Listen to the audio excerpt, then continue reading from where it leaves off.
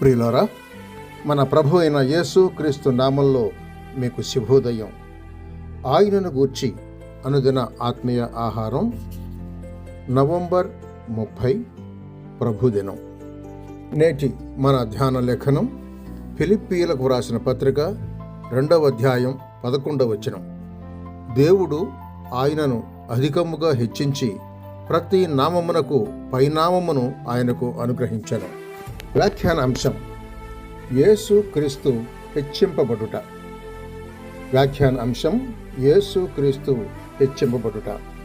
వ్యాఖ్యానం: ప్రియులారా, ఇంతవరకు హెచ్చింపబడి ఉన్న యేసు క్రీస్తు అను అంశంలో 3 అంశాలను చూశాము. అవి: హెచ్చింపబడి ఉన్న యేసు క్రీస్తు దేవునికి మానవులకును మధ్యవర్తి అని, రెండవదిగా హెచ్చింపబడి ఉన్న యేసుక్రీస్తు పరిశుద్ధాత్మ ద్వారా విశ్వాసులలో నివసించువాడై ఉన్నాడు అని, మూడవదిగా హెచ్చింపబడి ఉన్న యేసుక్రీస్తు సంఘమునకు ఈవులనిచ్చువాడై ఉన్నాడు అని. ఈ 3ను భూలోకం వైపునకు అన్వయించబడుతుండగా మిగతా 3 పరలోకం వైపునకు అన్వయించబడుతున్నాయి. ఆ 3 మొదటిగా హెచ్చింపబడి ఉన్న క్రీస్తు క్రైస్తవుని ప్రధాన యాజకుడు. హెచ్చింపబడి ఉన్న క్రీస్తు క్రైస్తవుని ప్రధాన యాజకుడు. పునరుద్ధానుడై హెచ్చింపబడి ఉన్న ప్రభువు మన పక్షంగా విజ్ఞాపనము చేయువాడుగాను మన ఆదరణకర్తగాను ఉన్నాడు. ఆయన తనకున్న శక్తిని బట్టి మన ప్రధాన యాజకుడుగా పనిచేస్తూ ఉన్నాడు. అయితే మనం ఒక విశేషమైన శాస్త్ర విధిని గూర్చి ఆలోచించటం చాలా అవసరం.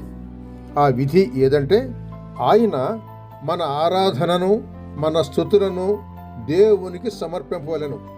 కాబట్టి ఆయన ద్వారా మనము దేవుని ఎల్లప్పుడూ స్తుతియాగం చేయదాం, అనగా ఆయన నామమును స్తుతించుచు యెహోవా ఫలములు అర్పించుదము అని.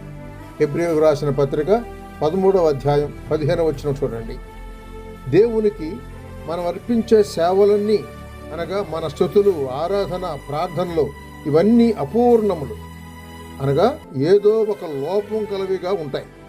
అయితే మహిమలో ఉన్న మానవుడు, మన ప్రధాన యాజకుడైన మధ్యవర్తి, వాటిని తండ్రి అయిన దేవునికి సమర్పిస్తాడు. అప్పుడు అవి దేవునికి అంగీకారయోగ్యమగును. యేసుక్రీస్తు ద్వారా మనమెట్లు అంగీకరింపబడతామో అలాగే మన సేవలను యేసుక్రీస్తు ద్వారా ఆయన నామమున మనము చేయుచున్నవన్నీ అంగీకరింపబడను.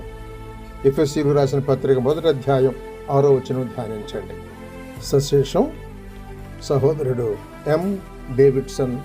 శుభములతో వందనాలు.